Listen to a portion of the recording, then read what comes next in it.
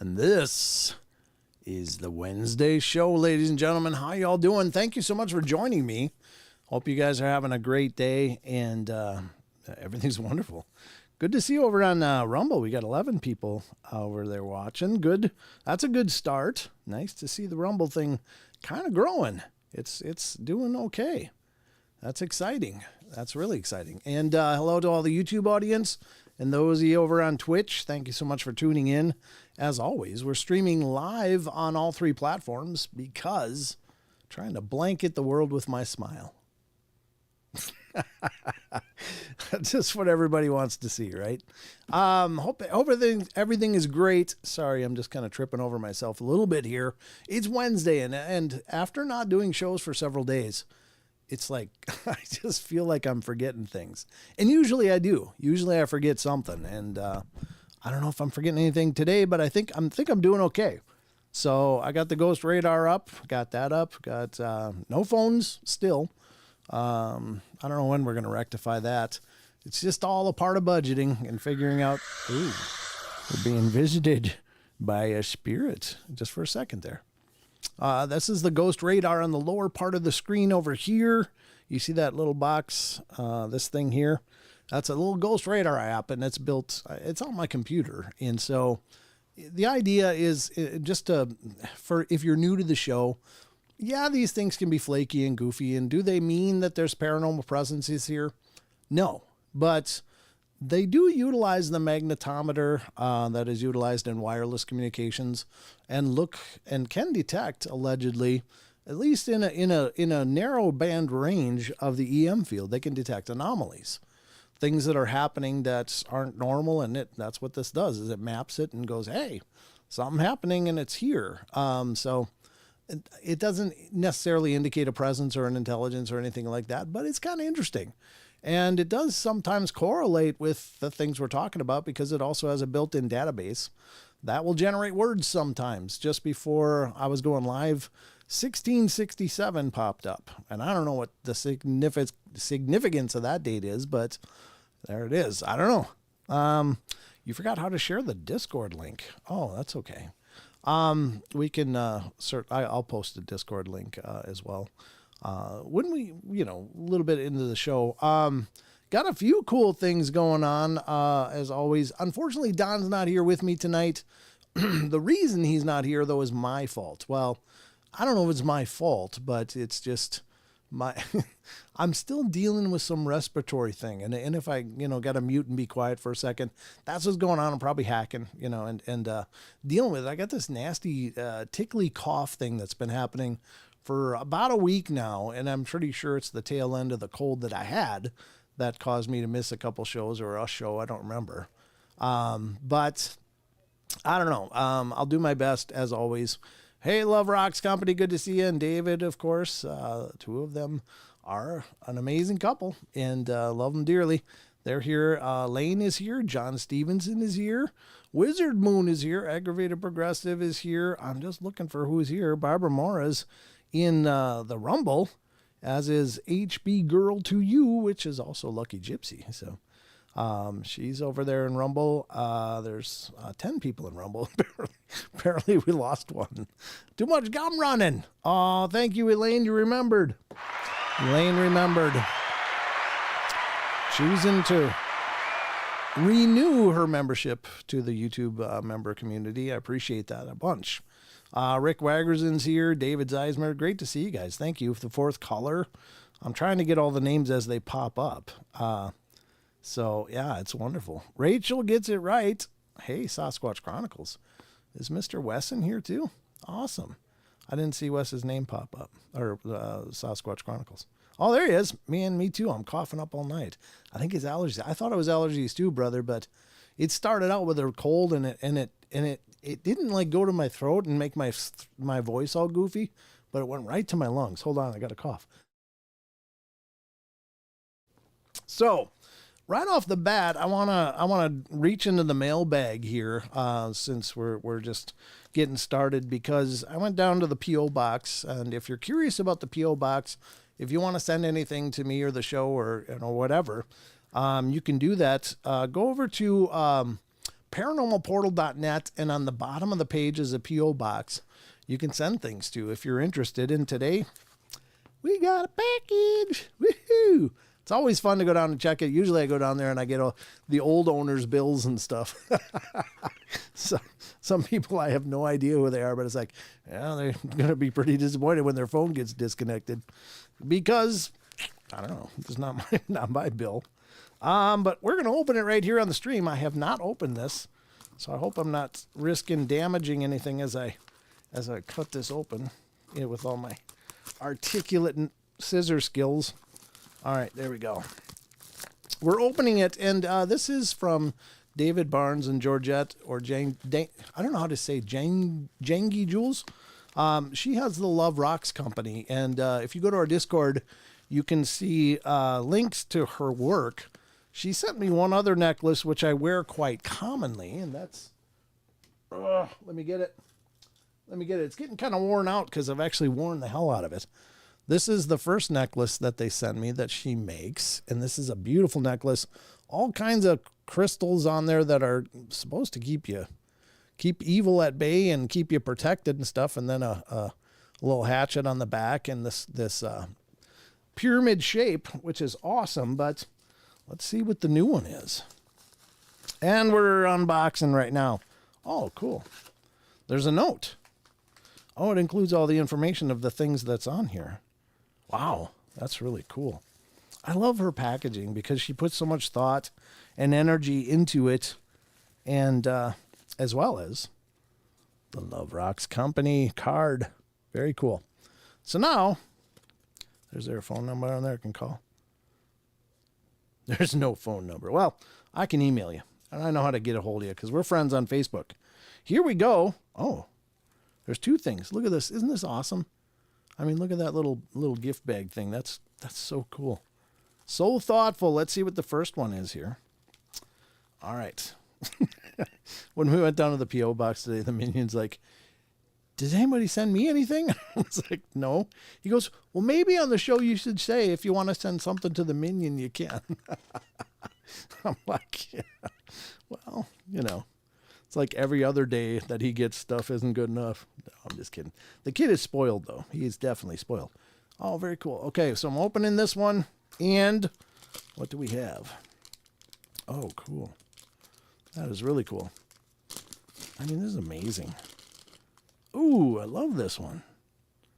That is awesome. All right, so here we have, it's a small charm. It's got that's awesome. It's got a UFO with a beam coming down. I don't know if you can see this.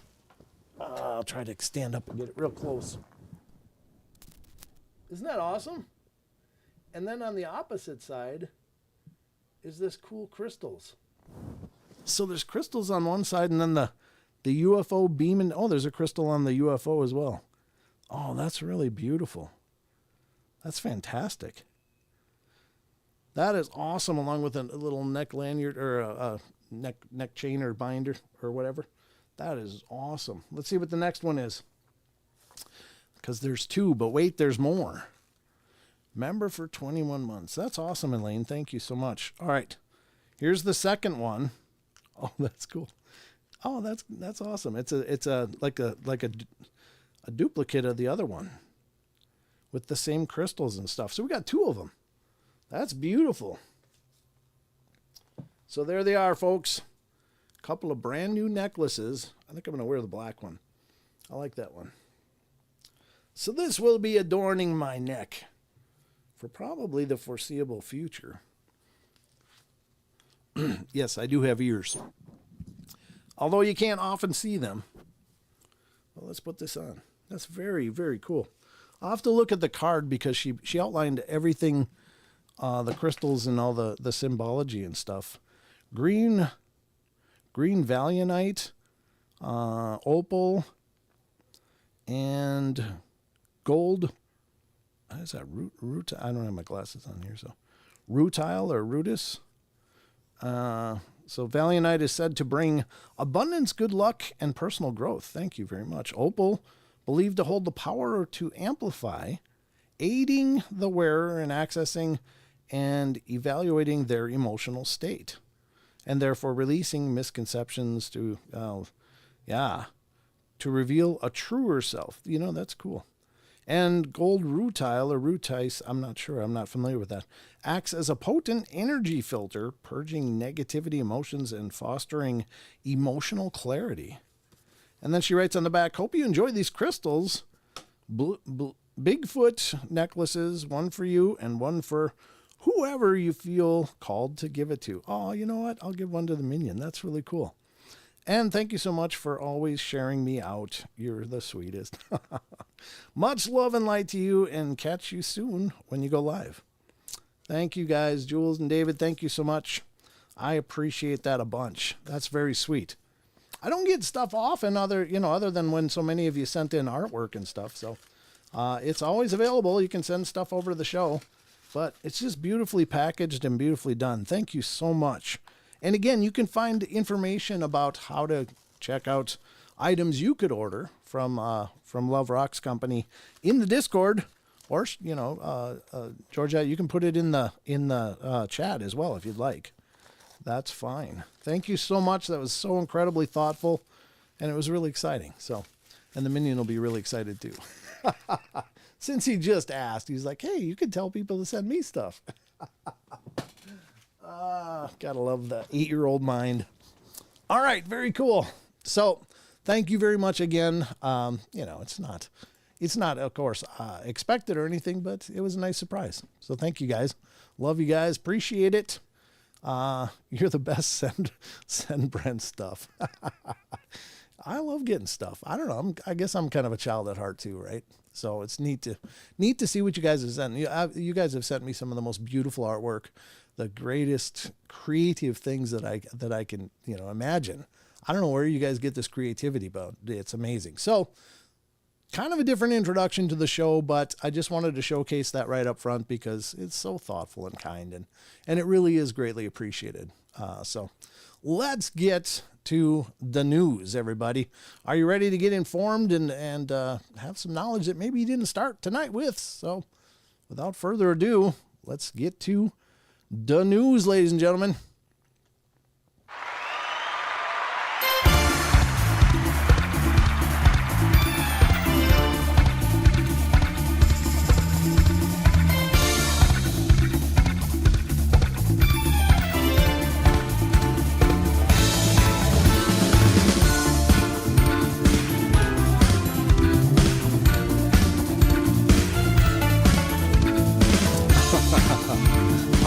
Cool, Jason. Glad to be joining you on your walk.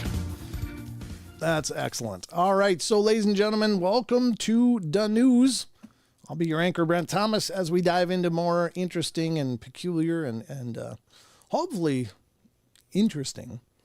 Did I ever say interesting? I think I said it twice, but Anyway, hopefully you find some of this worthwhile because it's part of the show.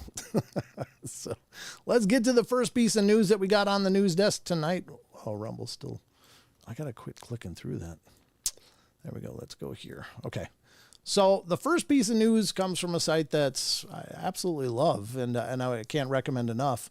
And this includes all of the sites that we utilize on the show.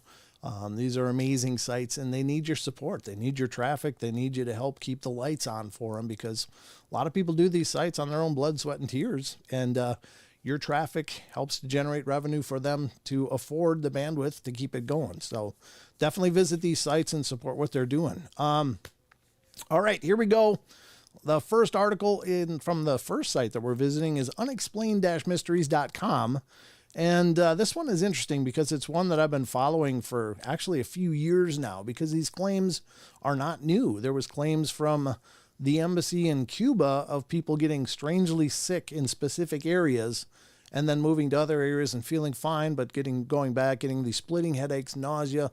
And the idea was that perhaps these people were being subjected to some form of directed energy weapon by some other intelligence, not meaning extraterrestrial, but meaning some other nation or something that maybe isn't so friendly with us. And so that was the conspiracy idea. And interestingly enough, it was pretty much categorically ignored by the intelligence communities who gave it apparently a little bit of looking into and decided there was nothing to see here, move along. And I think a lot of people were really unsatisfied with that explanation. Well, lo and behold, apparently they've come to a new conclusion now, which is kind of a little questionable in itself. But anyway, the new report coming from unexplained-mysteries.com is Havana syndrome linked to Russian sonic weapons. Of course they are. Now, because, we're not supposed to like Russia, right? Now, I'll be the first to say I'm not ever political. I don't care. I mean, I care. Obviously, I have my own opinions and stuff, but I don't pretend to know enough to say, these guys are this or that or anything. I don't know. I'm just not worldly enough. But this is the news and this is what we talk about. So let's see what this article says. Is it indeed? Well, you be the judge. A new investigation by multiple news outlets has linked the phenomena to a Russian intelligence unit. Well, it's an investigation by multiple news outlets. They should know. Let's get to the true nature of the Havana syndrome, which is named after a spate of suspected attacks, which began in Havana, Cuba back in 2016, has remained something of a mystery for the better part of a decade. Victims of the phenomena typically report symptoms such as fatigue, headaches, and nausea, as well as debilitating long-term health issues that have proven difficult to treat. While investigations by government agencies have predominantly ruled out any possibility of foreign involvement, a major news media investigation by the insider Der Spiegel, I don't know what that means. Hold on, got a cough. And CBS's 60 Minutes seems to have unearthed new evidence to suggest that the victims were deliberately targeted. Really? All right. According to their research, a very specific Russian military intelligence unit known as 29155, boy, they must have had a big committee to come up with that name, was present in the same cities and at the same times as the attacks took place. The same unit has been connected to the poisoning of a Russian spy, Sergei Skripal, in 2018. Intriguingly, the investigation also found evidence to suggest that the unit had been involved in the development of non-lethal acoustic weapons, otherwise known as sonic weapons. Ah, interesting. Interesting. God, this might be a long show. Sorry, folks.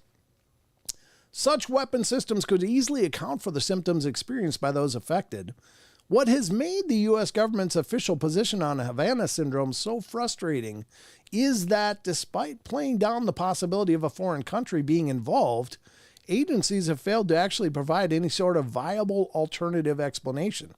Yeah, just nothing to see. Move along. So, could they have been covering up what they really knew about the phenomena? Unsurprisingly, Russia has since moved to deny any involvement. No one's ever published or expressed any convincing evidence of these unfounded accusations anywhere, said Kremlin spokesman Dmitry Peskov. So all of these are nothing more than unfounded accusations. There, gotta clear the pipes. Sorry, folks. Yeah, again, I don't know. I don't know. The thing for me is that I think the mainstream news already has such little integrity in in the minds of the public, just with their inability or unwillingness to, actually take an unbiased approach to pretty much anything, and ignoring a ton of things. And then suddenly they're all investigative and can point the finger definitively at this group. Well, who knows? And again, I'm not saying don't believe it. I'm not saying believe it, but I just think you got to weigh everything with caution, because one thing seems certain to me, and it's that we're in a complete propaganda war in so many ways and from so many sides. And it just, again, I think the biggest liability of our modern age is we just can't discern truth anymore. There's just too many spins and ideas and I don't know, people pushing agendas that it's hard to know what the hell's true anymore. So I don't ever like just jump to judgment on anything anymore. It's like, maybe, but maybe not. So time will tell, I guess. It might be a hell of a long time, but it might tell. All right. So that's the first article up. Whatever you think. Again, my objective is never to tell you what to think or how to think or what to think about anything. It's just, we just talk about news and ideas on this show. And, you know, if you have an opinion, fantastic. And if you think I'm full of garbage, then fantastic. You could be absolutely right. So anyway, let's continue. The next article up for the news tonight is coming from unexplained-mysteries.com. And this one has to do with, this one is kind of cool because, all right, I don't usually subscribe to a whole lot of anything, but I remember being a kid. I remember watching the skies a lot as a child because I grew up way out in the country where there wasn't a hell of a lot else to do. So just looked up and watched things happen.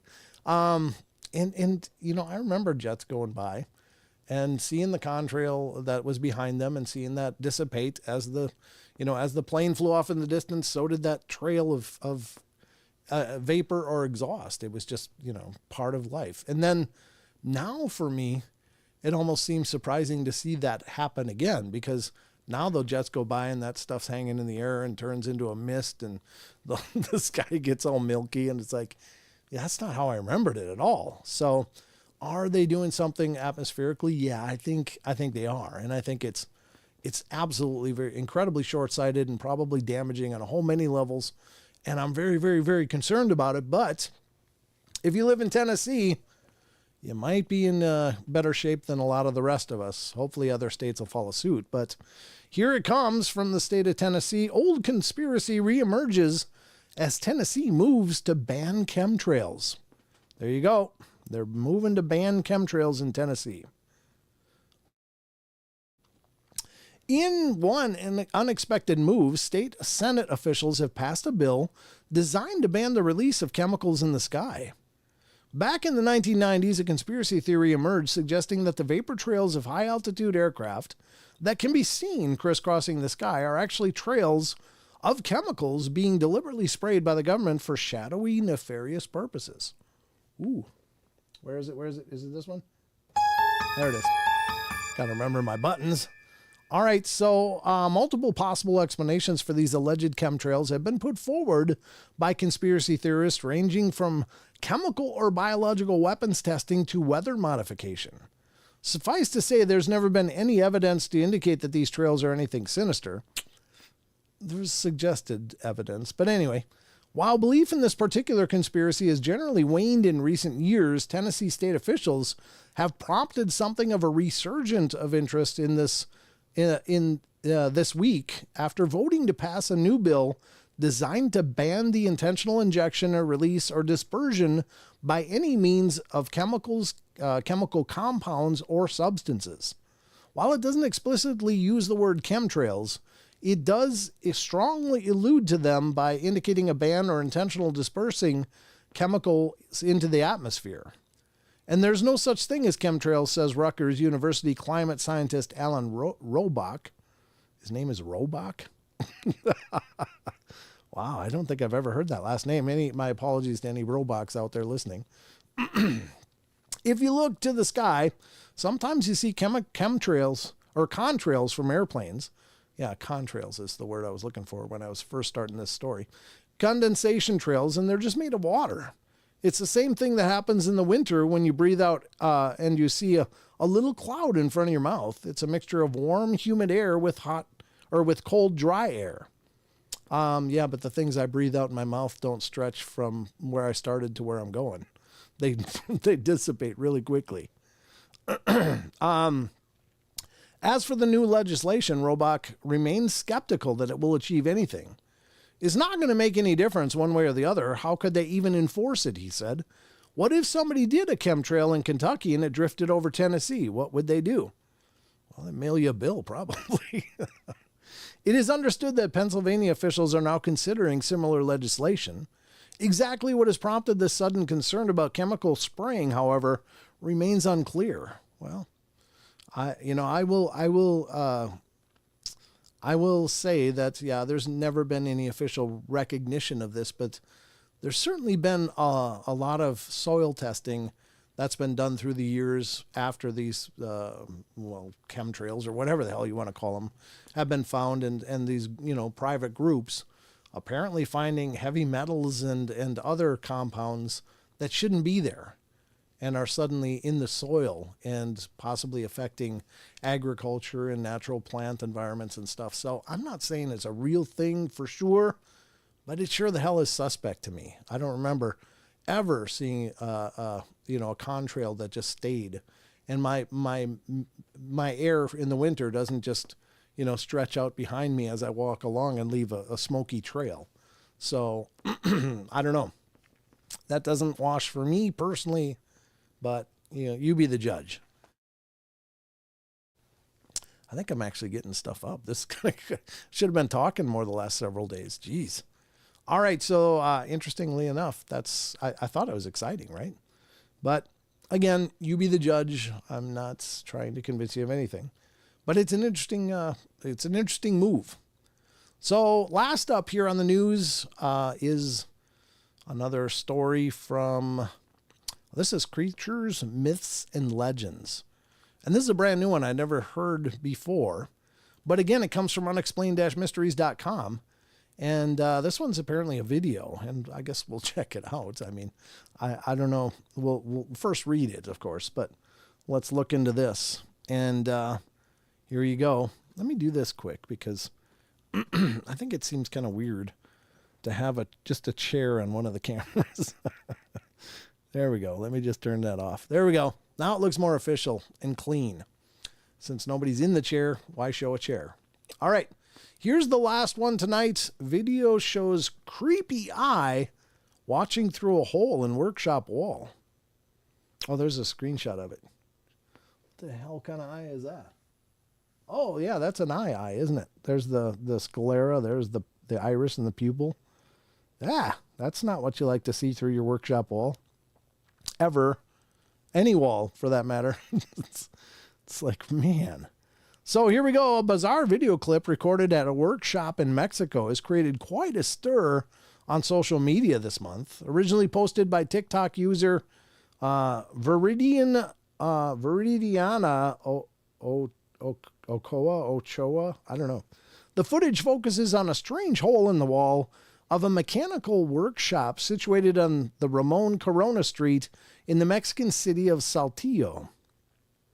The story goes that one of the workers had been going about their daily business when they suddenly felt a very strong sensation of being watched by somebody nearby. Upon investigating, they turned out that the culprit was watching them from a small hole in the wall. Wow. In the clip, a worker can be seen shining a torch at the hole and illuminating what appears to be a creepy eye that is just sitting there staring out at the room from behind the wall.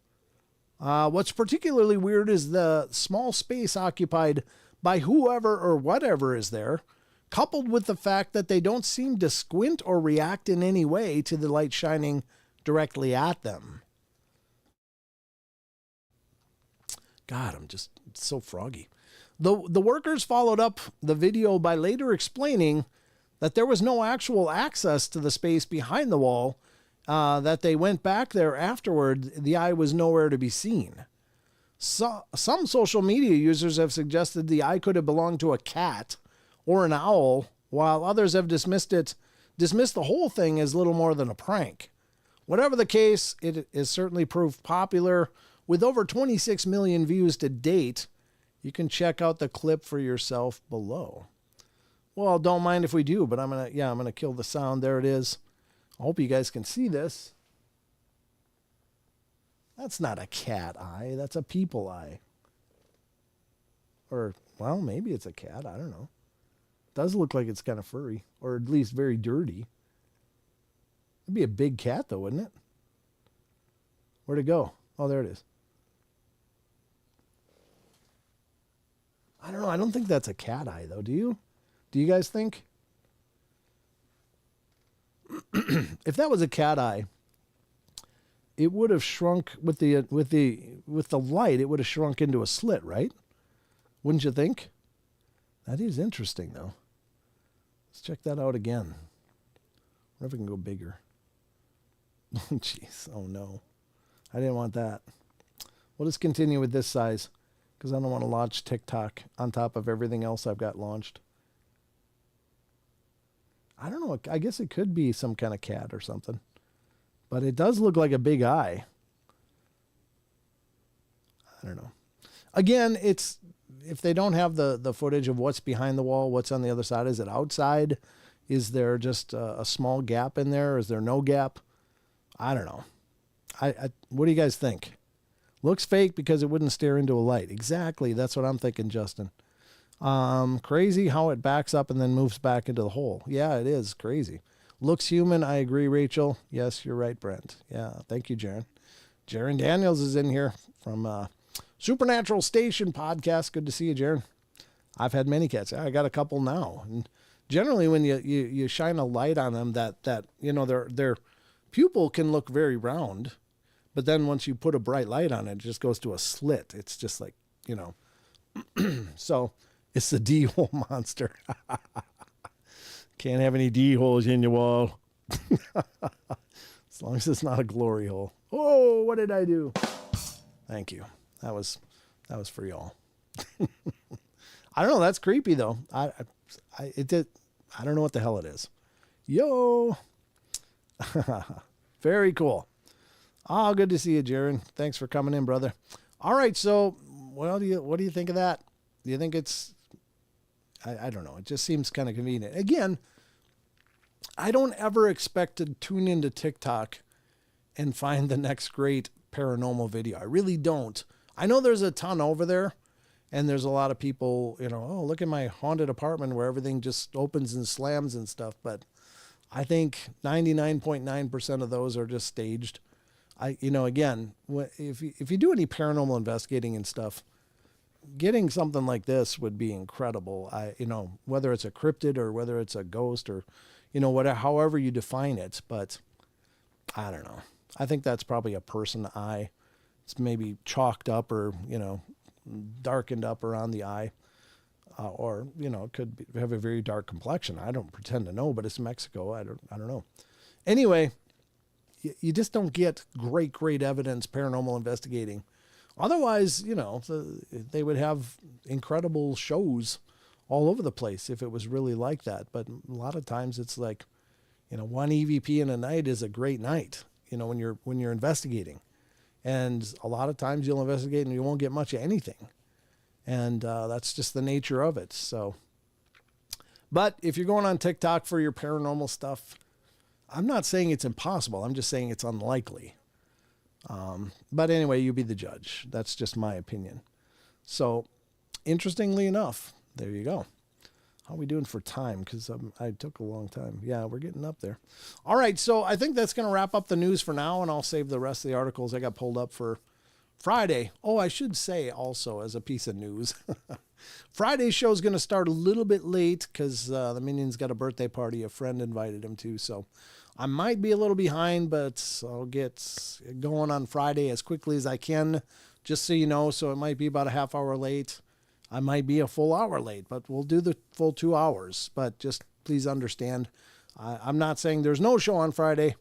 Yeah, so many filters on TikTok, you can make your own. Oh, I didn't know that. I mean, I knew there was filters on TikTok. I just don't know how the hell to use them. So, sad day with the cough. Yeah, it is. But I'm doing okay. Actually, talking has been really therapeutic. You have to understand, I don't talk a lot unless I'm doing shows. This is like I'll sit pretty much quietly for most of the day, just doing the other things that I do. And, just being a dad and husband and stuff. But, yeah, when I do start talking, it's like I'm obviously, working some stuff up. So this is therapeutic and entertaining. All right, so this has been the news. Let's get back to the rest of the show.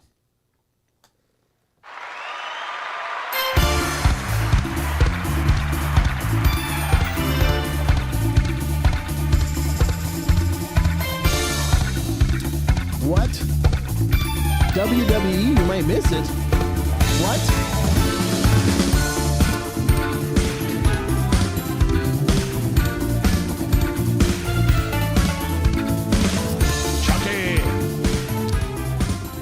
Chucky just rolled in, ladies and gentlemen. And of course, if you haven't caught the podcast this week, that was an interview I did with Chucky talking about the ultraviolet Bigfoot and a lot of other stuff. We had a good talk. So if you haven't seen that, haven't checked it out, you can find it on all the major platforms or go to YouTube and check it out. There's a video version of the podcast as well that's live on Rumble and on YouTube, and you can check that out. But yeah, it was a good talk. Chucky came with some receipts. I'm just saying, he came and informed me quite a bit. That was a great talk. And doing great narratives, Brent. Aw. Yeah, I like that. You still got the golden voice. Aw, whatever. I don't know about golden, but, you know, it's holding together. That's the interesting thing about this illness is just that it went from my nose to my chest. It didn't do the usual voice thing. Like a lot of times when I get sick, it goes right to my voice. And it's like, God, I sound like Darth Vader. But no, it's done really well. So I'm surprised. It was a really good episode. Thanks, David. Yeah, thank Chucky for that. He showed up and had some great ideas. So if you haven't heard it, check it out. It's the first I've heard of the theory, other than when Chucky's brought it up in the past. So Planet X, woo!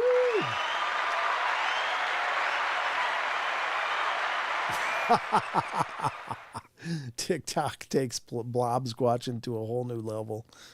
That's so true. That's classic. Well said. Well said. But yeah, it's again, if it's on TikTok, automatically I'm like, but I'm not saying there's not legitimate things there. I'm just saying that there's a lot of not legitimate things there. That's what I'm saying. I'm not saying nothing's legitimate, but I'm very, very cautiously guarded about what I accept from there. All right, so next up, we're going to dive into a classic story from ufology. This one is pretty incredible. Got a cough.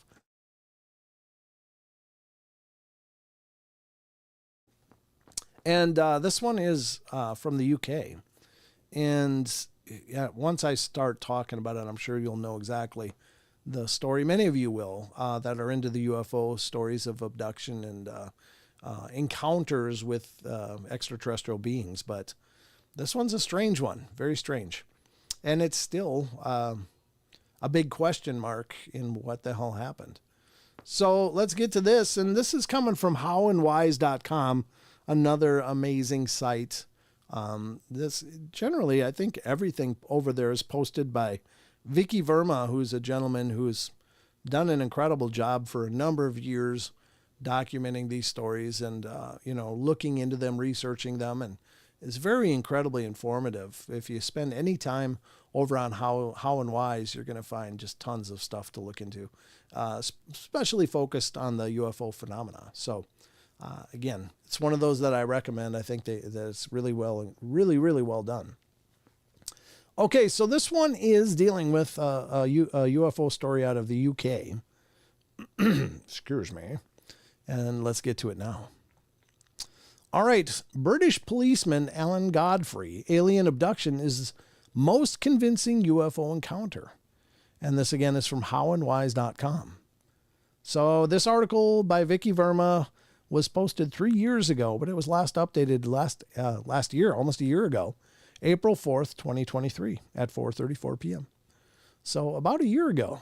Very, very good timing. All right, during the last months of 1980, the British police observed several UFO sightings on the east coast of England. Young policeman Alan Godfrey's case became the UK's most famous UFO encounter that attracted investigators around the world. The story took place on the evening of November 28th, 1980, when Alan Godfrey was patrolling the outskirts of Todmorden, West Yorkshire, England. It was a rainy night, and Godfrey was driving his car along Burnley Road looking for a herd of cows that had gone missing. UFOs, cows, come on. We know what's going on here. I wonder how many coordinates there are. I'm just saying.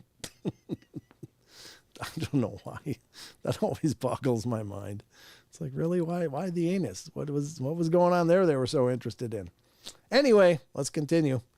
Moreover, Godfrey wondered how the cows managed to disappear without leaving any traces. We know. There was no sign of any cow. At 5 a.m., he decided to go to Todmorden Town Center before ending his shift.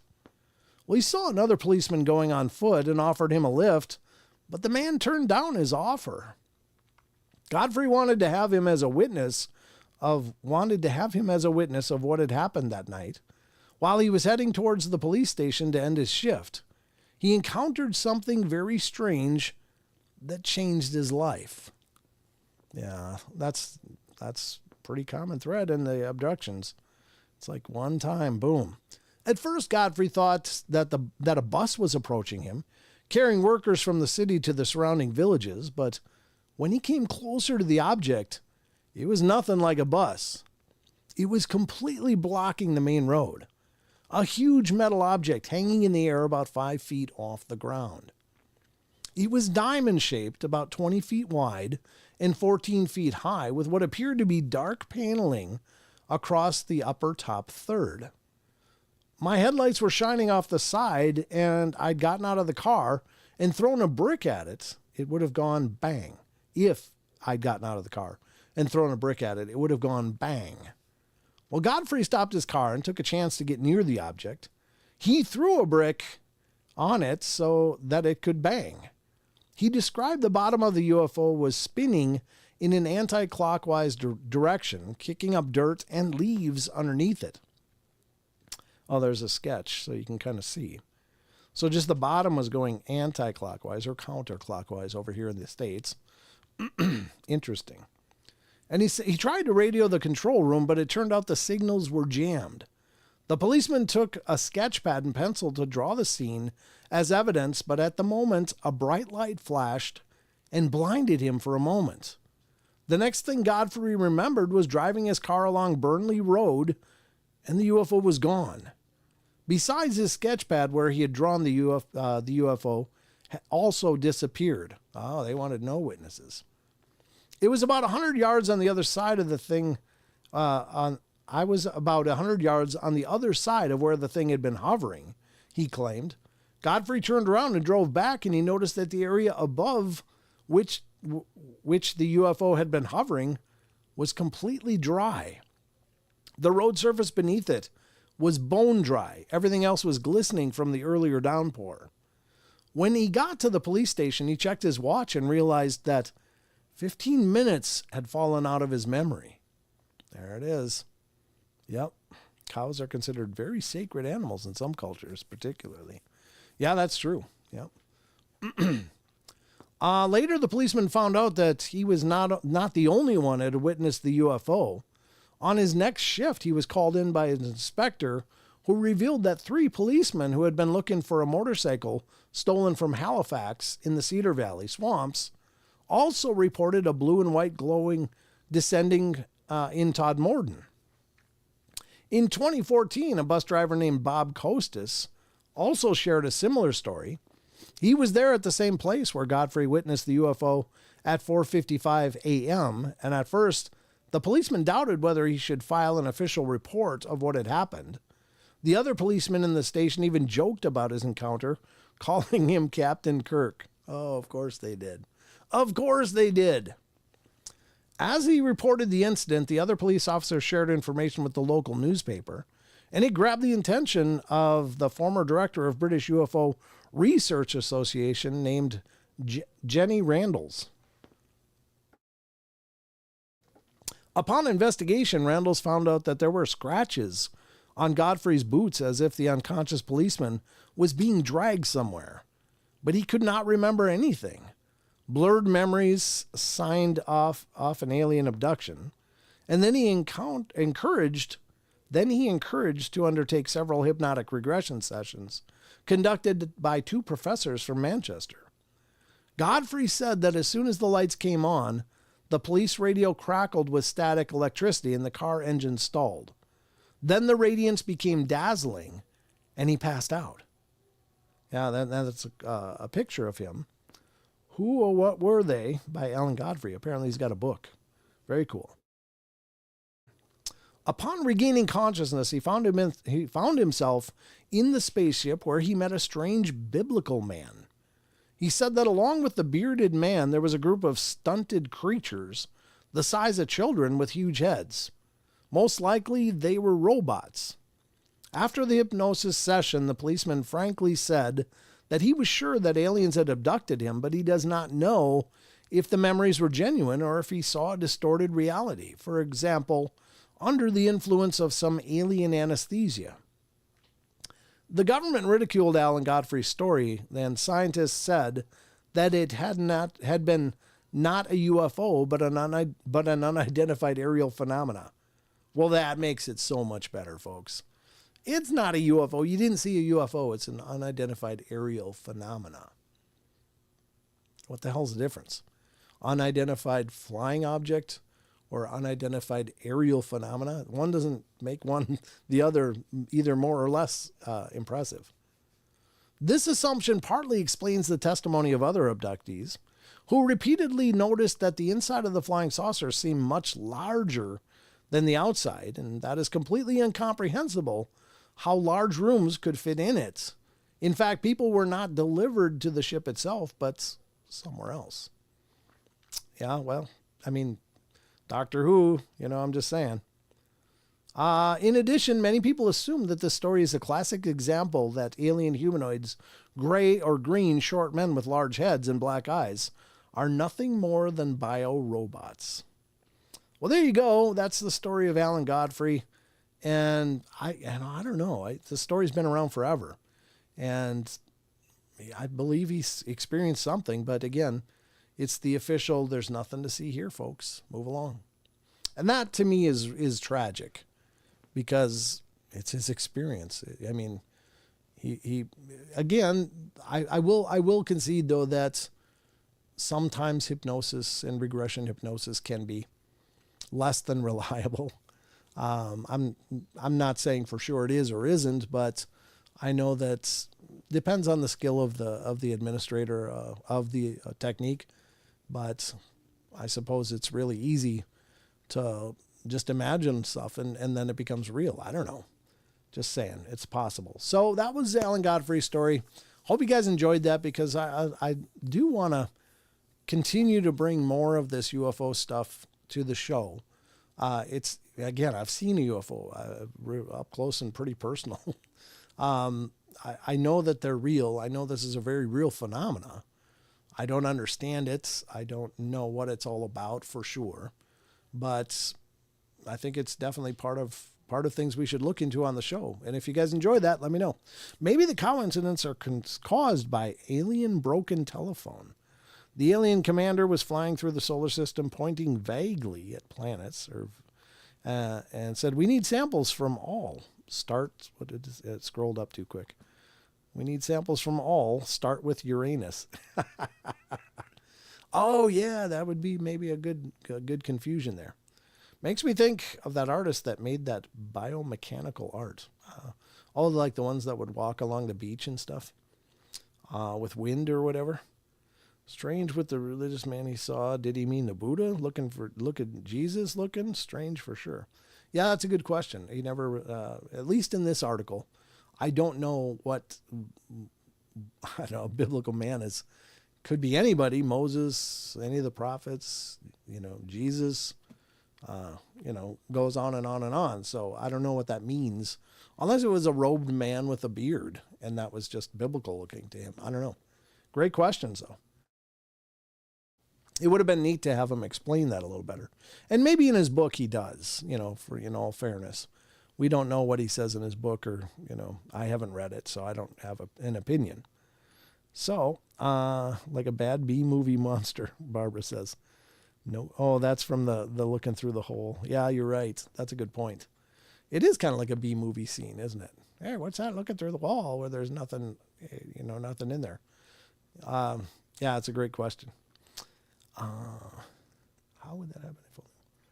Yeah, I'm just reading Barbara's comments because she's been talking over on Rumble. She said, "How would that happen if only water vapor?" So it's said for the past 3 decades. Yeah, I agree. I don't think those trails are just water vapor. I think that's because once the water vapor cools, it's going to dissipate or cool to the temperature of the atmosphere, and again, it's going to disappear.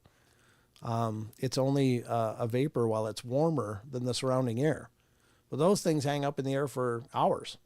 And sometimes they just turn into a film, like a mist, a blanket mist. And it's really not water vapor, I don't think. But that's just me. I don't know much. And I probably shouldn't speak with any kind of authority on it. And I'm not trying to speak with authority. I'm just saying I have a lot of questions, is my point.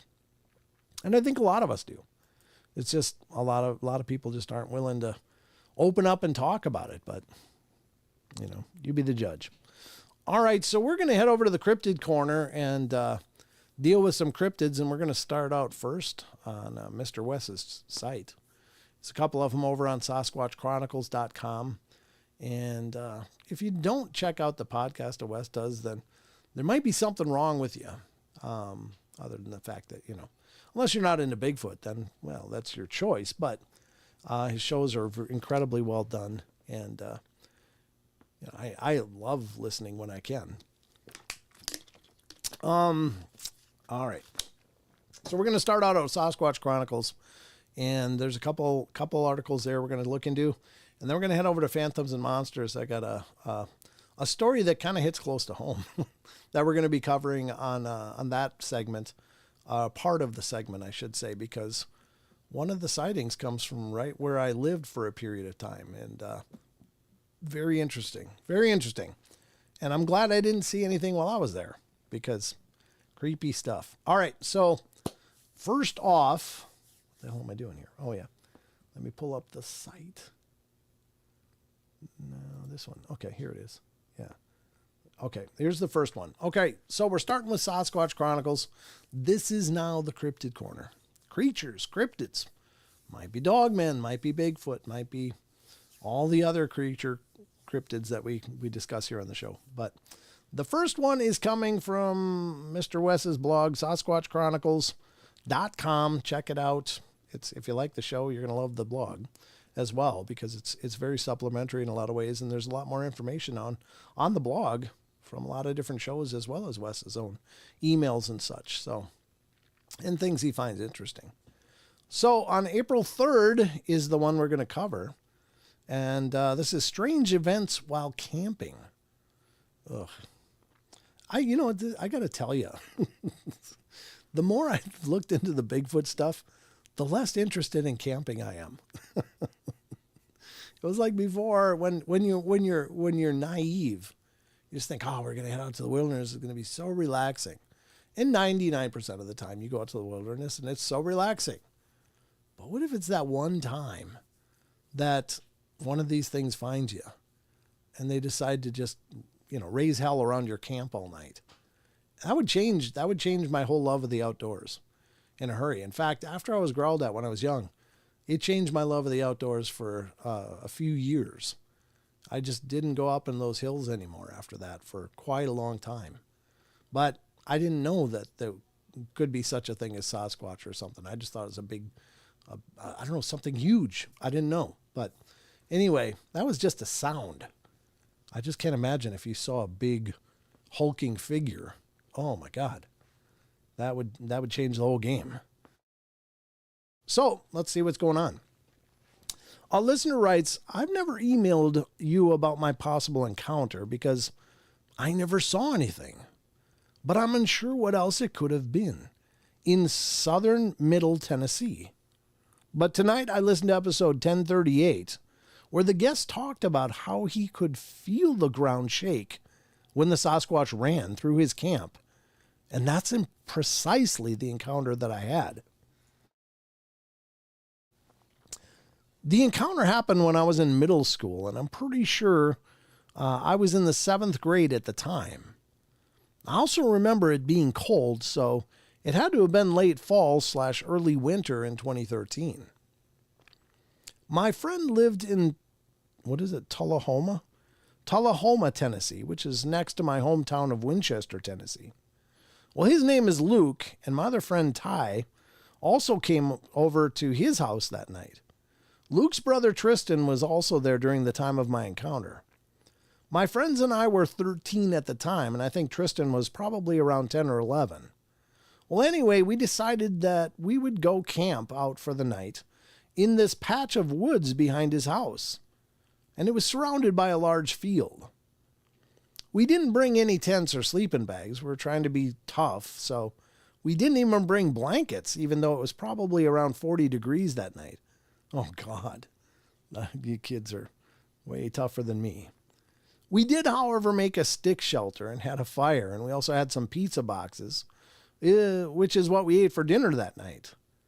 It was so important to note that we did not have any padding, other than laying out the pizza boxes, so at least have something between us and the ground when we were sleeping underneath our stick shelter.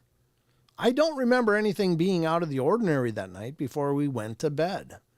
But the reason I'm reaching out to you is because early that morning, around dawn, me and Ty were both woken up by the percussion in the ground by something running past our little camp/shelter.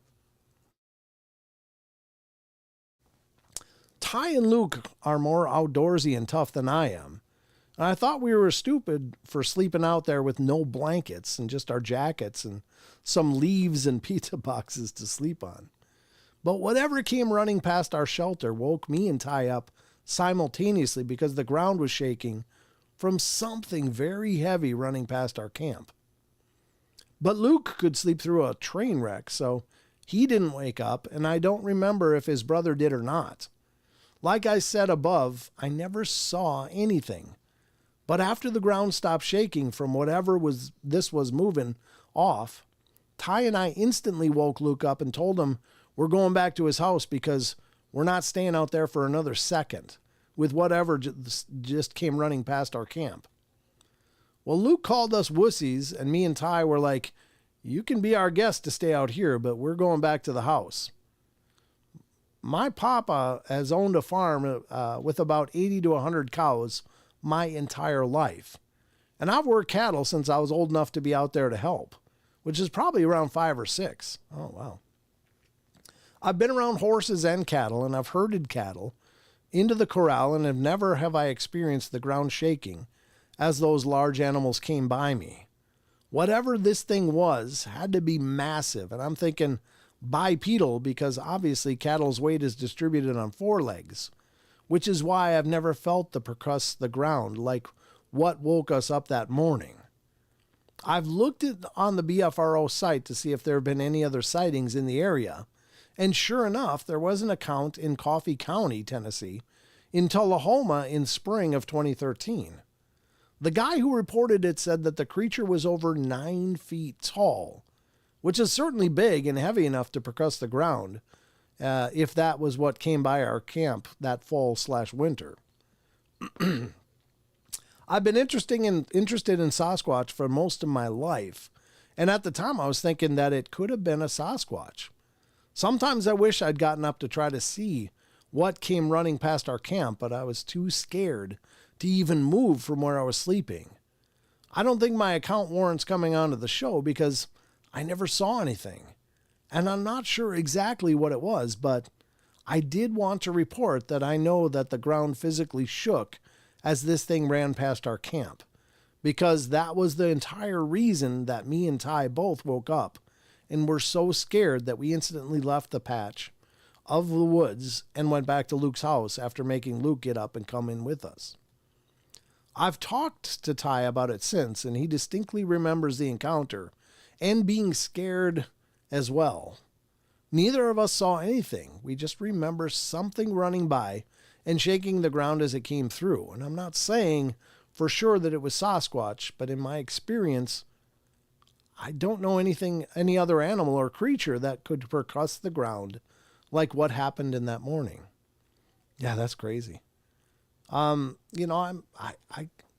do know that the ground can be really resonant.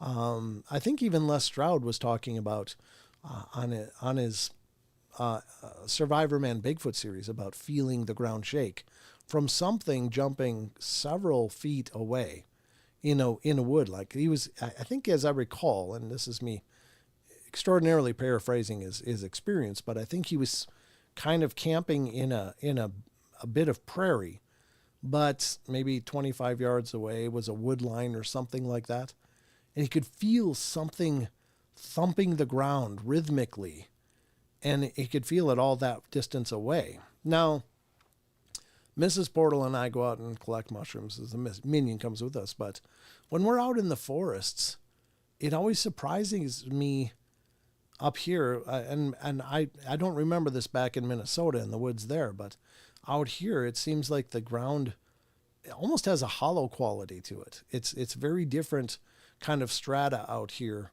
There doesn't seem to be the same density, which is peculiar to me, but I don't really understand the local, geology or mineral issues or whatever. So I don't have any kind of educated guess why that is, but I can feel when, even if I can't see her, like my back is to her, I can feel the missus walking just through the vibrations coming up from my feet. So I'm not saying it's like I'm super sensitive to that, but I did find that surprising, and it does sometimes feel hollow. So maybe there's a lot of tubes underground, extinct lava tubes or whatever. I don't know, which could maybe accommodate some of that resonance, but interesting stuff in any case.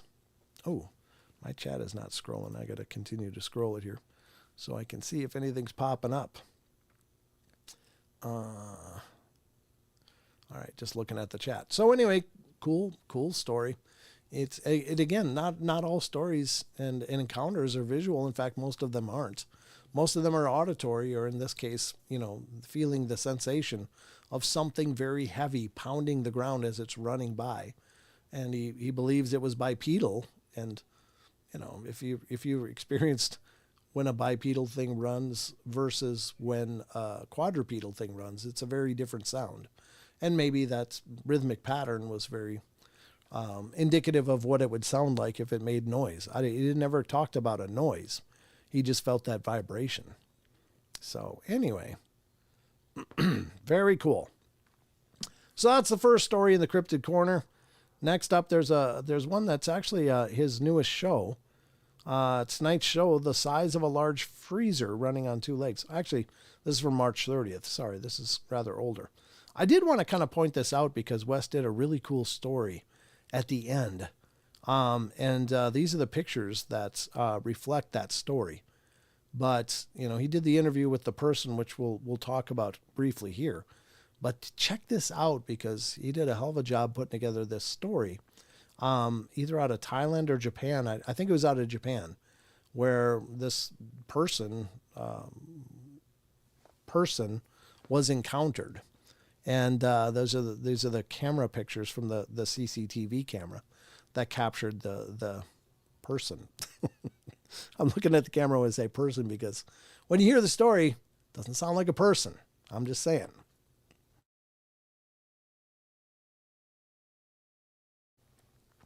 What's that? Susie Wright says, I wonder as they were awoken by the footfall vibration, he might have possibly heard footfalls. Maybe, Susie. He never says as much, but then again, people do talk about how incredibly silent Bigfoot are able to navigate the forests, even with sticks and leaf litter and stuff. Now, if it's reasonable amount of rainfall and stuff, and a lot of areas that Bigfoots seem to congregate, seem to be plenty moist, usually, not exclusively.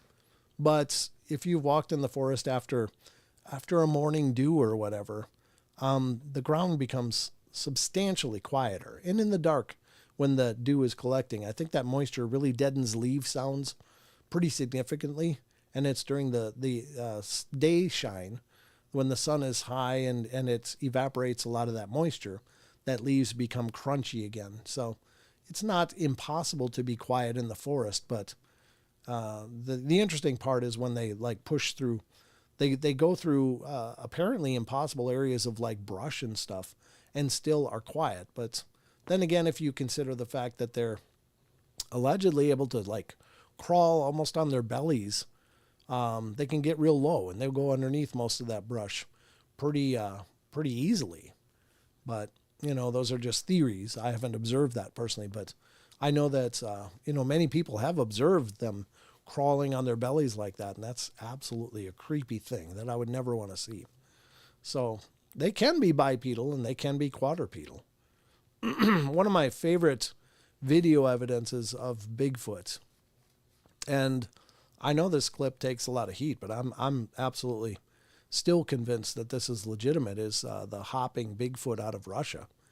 And if you're not familiar with that clip, it's again kind of on a potato camera, like a cell phone camera or something. But what they're capturing to me is really very impressive, and I think is very legitimate. But you be the judge. I'm not telling you have to believe it, but I'm telling you I do. So, all right, we're going to go to Sasquatch Chronicles March 30. Tonight's show, the size of a large freezer running on two legs. Definitely check this out and check out that clip Wes did at the end. And I'm not going to get into that because I could never do it justice. You just got to hear it. All right, Fletcher writes, greetings, Wes. I grew up in a 30-acre working thoroughbred horse farm outside of Little Rock, Arkansas. Lived backed up to Deltic timberland, which today is over 2 million acres nationwide. Unhunted, untraveled, unmolested, etc., with Rock Creek running through the property in a fully stocked pond. Every critter/food source imaginable available. Yeah, I mean, that's great. How you doing, Isaac? Good to see you, brother. The gist. First one was from a car on a rainy night on a remote road a couple of miles from the farm. It/he came within less than 10 feet of my passenger window as mom, so he must have been with his mom, slowly navigated the stormy, dark conditions. Had a pig the size of the first microwaves on the market under his right arm, coming down a steep embankment of mud. Crossed the road behind the car after we passed in 2 strides. Wow, he saw this thing carrying a pig. Now, here's the thing. The first microwaves that came out were freaking enormous. They're not the more petite countertop versions that we have today. They were big pieces of equipment. So a pig that size would definitely be pretty dense, pretty heavy. Not something you'd want to carry down a steep embankment for sure, especially if it's still alive, because you're going to drop it. So anyway, second one got peaked and paced by at least 2, maybe 3, out back to work truck at property line, which began in the Deltic timber holding land. Took me 40 years to tell a soul about, and can only because a friend shared hers first. She was from North Louisiana and swam in college in South Arkansas, traveling back and forth through Fouke to get to school/home. Hold on. Her story sounded so legit and honest. I relayed mine to her for the first time ever. Story Swamp was about 10 years ago and occurred within a few months of discovering you and Vic Cundiff and really looking into the therapeutic and healing possibilities of sharing my experience. Bear and Kumbo both contributed just from sheer southern proximity and legitimacy. I'm currently in the process of self-examination and reinvention, and I'm ready to discuss anything. Well, that's cool. I think it's great this person did finally reach out and did share his experience because, man, I've not interviewed near as many people by any measure as Wes, but even I've heard people say, man, I've never talked about this. It feels so good. And that's a cool feeling to think that you're helping somebody to facilitate letting go of stress that they've held on to for decades in some cases, at least years in many cases. So that's an incredible honor, and it's really cool that people do experience that just by sharing. So roots, maybe. Yeah.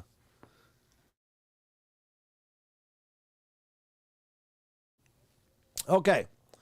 All right, so that was that one. Again, please check it out because you don't want to miss this part.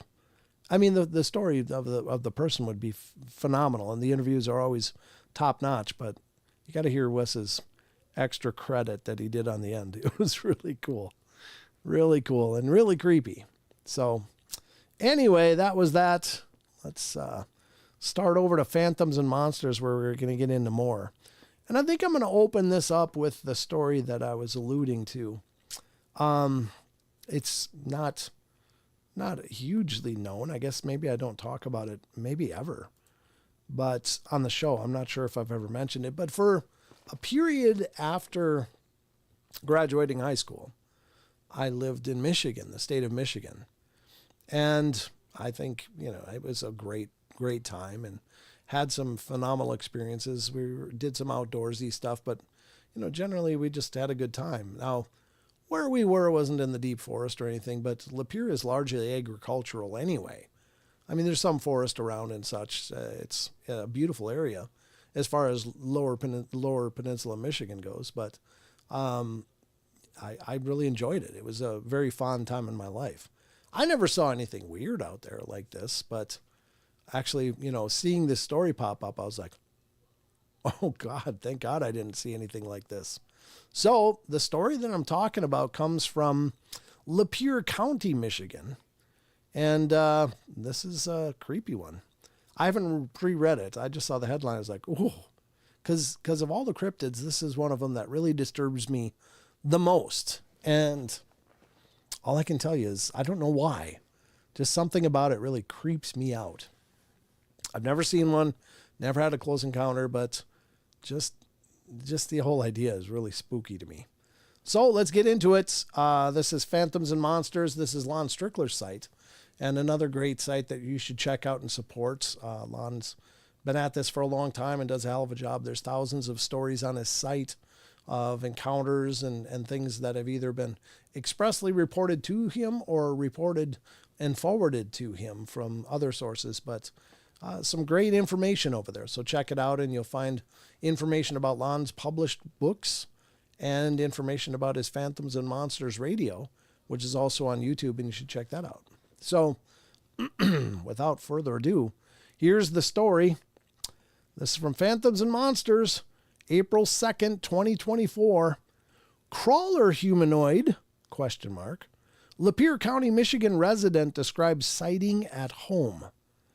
Now, I don't know what it is about the crawlers, but God, they freak me out. There's just something so creepy about them.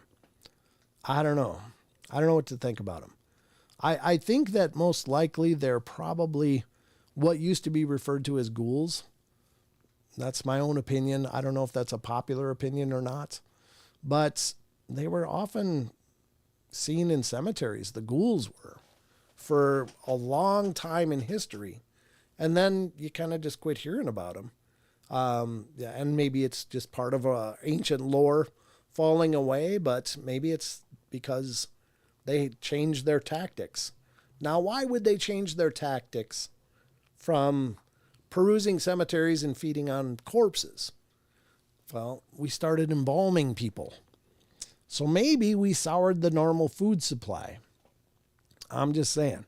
That's my theory, my own personal theory.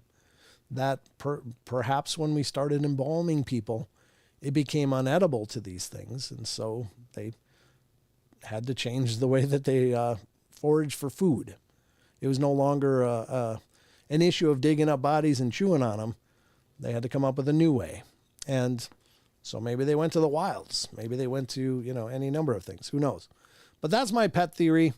But I don't know about these things. They just creep me out. So here we go. Let's see what this story is. A Lapeer County, Michigan woman observes an unidentified pale, grayish humanoid figure creeping around the bushes at the edge of her yard. What did she observe? Oh, God, poor woman. I received the following account. To provide some context, this took place about a year ago, more accurately October, November 2017, so it's not a new article.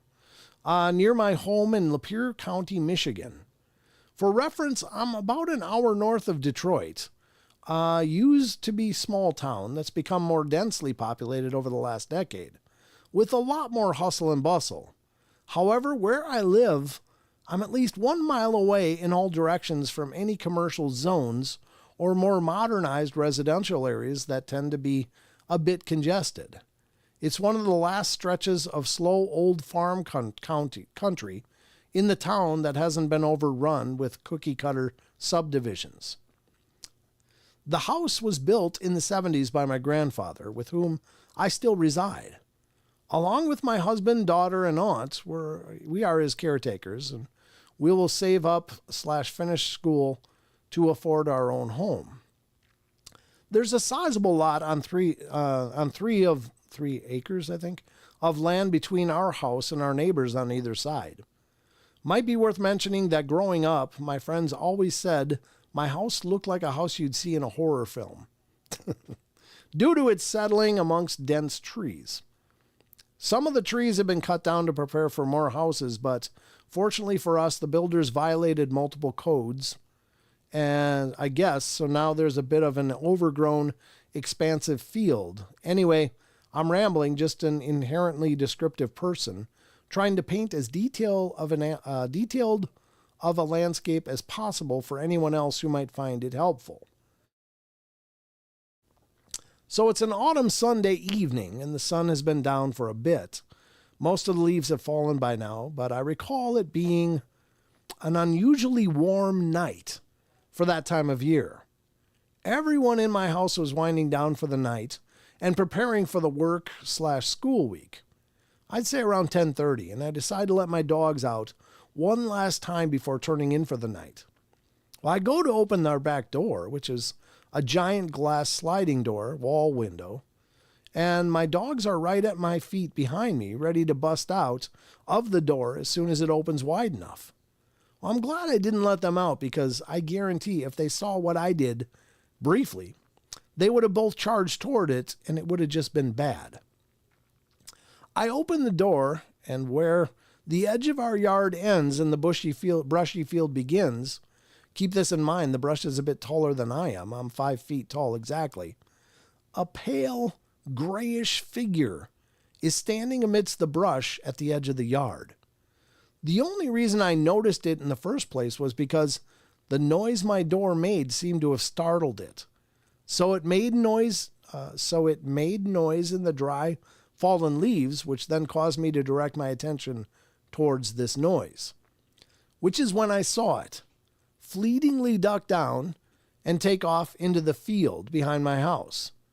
It's difficult to describe, but due to what I saw, being familiar with coyotes, feral cats, and other animals I'm used to seeing around the property, it had remarkably human characteristics, given its height and how it crouched over before moving in bound-like strides into the field. That's another thing I noticed, was that it didn't make the sound that a human or any other animal that is native to the area, for that matter, would make in retreat. The pace wasn't quick, with multiple steps like a human, deer, or a coyote.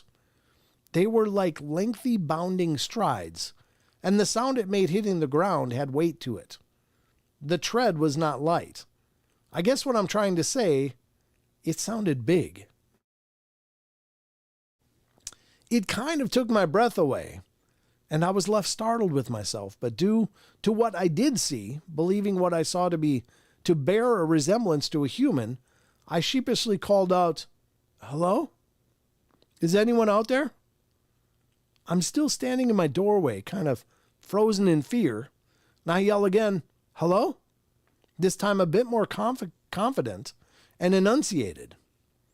This captures the attention of my husband and my aunt. My husband came downstairs to see why I was yelling outside, as did my aunt. Well, I explained to both of them, kind of frantically, what I had just witnessed. My aunt was spooked, and my husband went upstairs to get a flashlight and his air rifle. I'm an animal lover and don't like the idea of him shooting any animals. Even problem animals, with something that can do serious damage like a real gun. So he uses an air rifle, but it can still wound or kill small game like a raccoon. My husband and I both go outside. Hold on.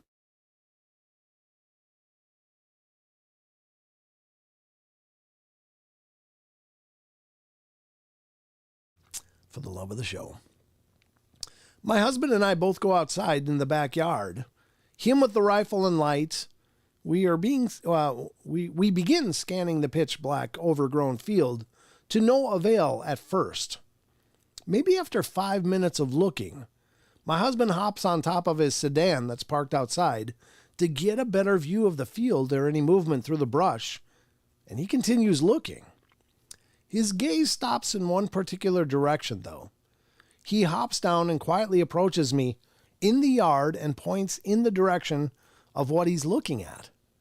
About 20 yards into the field, in the direction closer to the back of my neighbor's property, two glowing orange-red eyes are looking right at us through the brush. Somewhat low to the ground, when he gets me to see what he's seeing, he decides to shoot in the general direction of this thing to maybe startle it a bit, to see how it moves.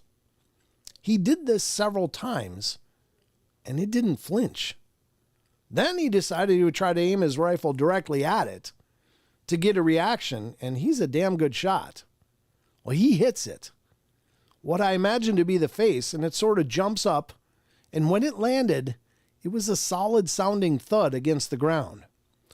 All the while, it did not break its gaze on us. After hitting the ground, it moved further back into the field without running away necessarily. It kept eye contact with us the entire time, almost as if it was walking backwards, not once averting its gaze. It eventually moved far enough back that we both had to jump on the car to still be able to see it. After several minutes of this, it had moved beyond our visuals, so we hopped down and went inside. It's worth mentioning that there wasn't any sort of light that would cause reflective eyes aside from the moon, which wasn't even full and it was very dark. We purposefully kept our lights off, and the eyes looked as though they weren't even reflecting light, but more just emitting it. That's creepy. Do with this what you will, but I and my husband both know what we saw, and given the frequency and variety of animals we see normally, otherwise, this was significantly different than what we see. We have deer, coyotes, foxes, possums, raccoons, skunks, and feral cats, all of which we're very familiar with. We've not seen anything like this before or since this time. Although we do hear strange sounds and noises in the field and the woods from time to time at night, my husband has actually woken me up in the middle of the night to listen to some strange moans and wailing, but that hasn't happened since earlier this year. I felt it was valuable to share in the sense that not all encounters are ones where whatever it is inherently malevolent or predatory in tumultuous pursuit of humans. It was just an experience that struck me as particularly odd. Yeah, that is really creepy. Again, not something I would want to encounter. Not at all. That's really creepy. But this is Lapeer County, Michigan. And I lived in the county seat called Lapeer, in that area anyway, and the nearby place called Columbiaville for a briefer period. But yeah, it was very strange, but apparently the crawler humanoids are there. So Michigan's kind of hopping too, really. It's got the Michigan Dogman, of course, and there's also, Bigfoot. And now there's obviously some of these crawler humanoids. Flip Dizzy's $4 character handing over a cup of coffee. Thank you, Flip Dizzy's. Appreciate that. That's crazy. Huh. Very cool. I appreciate that a whole bunch. And those things mean a bunch. It's nice to meet you, by the way, Flip Dizzy's. I'm not familiar with your name, but I'm thrilled you came in to check out the show. That is always a whole bucket of awesome. So, let's see, we got 11 people watching over on Rumble still. Thank you, guys. Appreciate that a bunch, too. All right, what am I doing here? Oh, yeah, got to pull this up and this up. And we'll get to more cryptids. What time is it? 8:33. God, the night is going fast. Woof. It's a time anomaly here. as always in the portal. How you guys doing in the chat? Should we maybe do shout outs? Maybe we should. Let's do shout outs because I want to acknowledge you guys for being here. Those of you that are chatting, and if you're just hanging out, that's fantastic as well. You don't have to chat to be acknowledged. Just know that I love you and thank you so much for coming by to support the show. But we still got a half hour to go. I just want to make sure to do some shout outs. Generally, our crowd is pretty robust tonight, so that's pretty awesome. So let me get to the YouTube participants here, see who's hanging out. Oh, there's not many people chatting. That's okay though. I'll start reading and shout. Let's let it all out. These are the things I can do without. Come on. There you go. Tears for Fears. I used to love that song. I still love that song. It's just takes me back to my youth. All right, so in the chat on YouTube, we got Aussie Tiger is over there. We've got Barbara Mora, who's doing double time between Rumble and YouTube. Chucky Danger, David Zeismer's here. Grumpy Owl's here. How you doing, Grumpy Owl? How you doing, all of you? I'm raspy. John Labella, John Stevenson, Maggie M10, and Nathan Nate are all here. Great to see you guys. Days of Naughty. Days of Naughty. That's a new name. Great to see you. Thanks for coming in and checking out the show.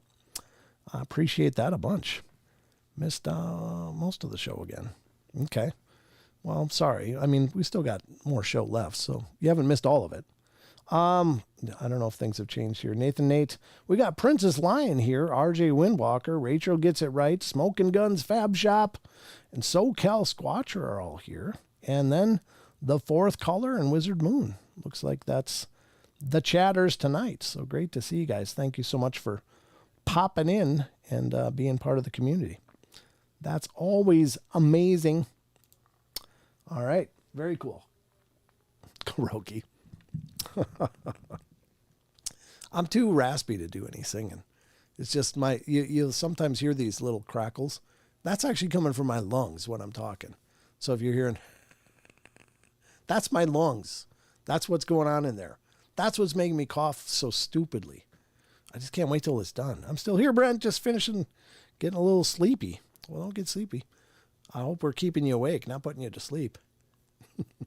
It's okay, Jason, man. You take it easy. If you're not off, I'm just glad we could help bring you to rest. Okay, so we got more to get to here. Because wait, there's more. What the hell did I just do? How did I do that? I just clicked. I did something. All right, here we go. Here we go. We're going to go to another Phantoms and Monsters article here. This one sounds absolutely terrifying. And I'm here to tell you, sometimes people encounter Sasquatch or Bigfoot or something, and it shadows them for days when they're out in the wilds. And I don't know how disheartening that would be, but it's got to be incredibly intimidating. I think it would change my plans in a minute. I'd be like, yeah, let's go back home. We're good. But these people are out in the trails and doing some remote camping and things like that, and they pick up company, and these things just follow and watch and follow and watch. Is it nefarious? Not necessarily. I think they're just largely curious, perhaps even territorial, depending on what's going on, or if there's a family group in the area, perhaps they just really adamantly keep an eye on the people to make sure you don't get too close to the family group. I think they're largely very, very protective of their homes. But, oh, Barbara says, I think you're talking about Barbara over in Rumble. They're a step higher than zombies. Are you talking about the crawlers? Oh, I don't disagree with you, and I hate zombies even more. But zombie things to me are absolutely freaky. The whole idea that's like, God, I think the first zombie movie I ever saw, and one of the last ones I ever watched, because I just was like so disgusted by it. I think it was Night of the Living Dead when I was much younger. And it just freaking, I don't know, it really wrecked me on a emotional level to see these like grandmas and grandpas in decayed states pushing their way out of dirt and then trying to eat people. It was just like, oh God, what a horrible thing. Look, kids, there's grandma. Oh, wait, get in the car. It's just such an ugly, ugly visual. And I just like, oh, this is horrible. This is horrible. So at any rate, I don't know. I'm not a fan of zombies at all. I never watched that Walking Dead crap either. It's just like, ugh. Nah, that's okay. I'm good. All right. So here we go. This is a hiker stalked for 15 days in Oregon's Cascades. What a horrible experience that must have been. But let's see what happened. Because I don't even know. 15 days is a long time. How long is this? Not too bad. Okay. Good. We'll be able to get to this one and one or two more. So, a hiker in the Oregon Cascades is stalked and harassed for 15 days by what seemed to be a Bigfoot. After the ordeal, the witness still doesn't know what this massive creature was. That's so amazing. They're enormous. And here's the thing that I don't think a lot of people know, especially in Oregon, Idaho, in the north of Idaho where I'm at, and in Washington and the wooded areas, and Montana, Wyoming, wherever. These forests are dark. They are incredibly dark, and they can be incredibly dense. There's certainly spaces where you can see pretty decently, but there's a lot where you can't. And my God, I've been in spaces in these forests where you could hide a T-Rex 15 feet away from you and never see it. I mean, they are so dark and so much foliage that you can't see more than 5-10 feet around you. And that is a really, almost claustrophobic feeling in a sense, but you just realize how much of a disadvantage we're at in those spaces. And then you think of a Sasquatch, which is 8 or 10 feet tall, and that's an enormous being. That's a huge creature. I mean being. I don't want to say creature because I don't think that they're animalistic. I just think that they just don't choose us. But it seems like, well, how could a giant thing like that walk around the forest and not be seen? Well, for one, this is where they live. They hunt and survive in these wild places. They know how to utilize their surroundings completely. They're intimately familiar with their surroundings and know where to go and how to go there in order to avoid problems. I mean, they are just masters of their domain. We are largely clumsy idiots in their domain. And, it's why that, really and I said this, I've said this on the show before, but I brought it up when I was on Awake Nation just a few days ago on Tuesday morning. And it's like, in the forests, we are awkward and clumsy and way out of our element. And, in the natural order of things, we're just north of turtle, and that's about it. Everything else is so much more capable and, agile and able to take advantage of their environment. And we're just these, clumsy oafs. So I don't know. We think we, are very observant and stuff. Now, people that hunt and spend a lot of time in the forest and stuff, I think are way more adept than someone like myself or most lay people. I mean, we're just not in the forest enough to become really good at it. But interestingly enough, anyway, let's see what this says. He says, Lon says, I received the following account. This incident occurred in August 2009. I was hiking alone in the Cascades of Oregon. I got to give people either an admonishment or credit for that courage of going out into these wilds alone. And I know people personally in this area that do it, and I just don't know how they can feel so comfortable. When you're in these forests, you're kind of on the food chain. You're involved in that and not at the top.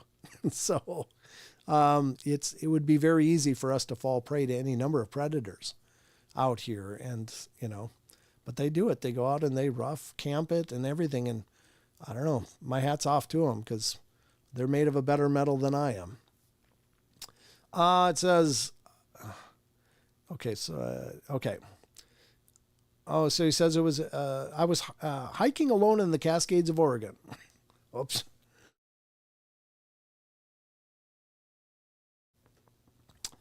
On the 6th or 7th day on the trail, the hair on the back of my neck started standing up. Well, I chalked it up to being a mountain lion in the area, but the weird thing was the uneasy feeling never left. That night is when I heard the howling. It wasn't wolves or bears or any other animal that I'd ever heard.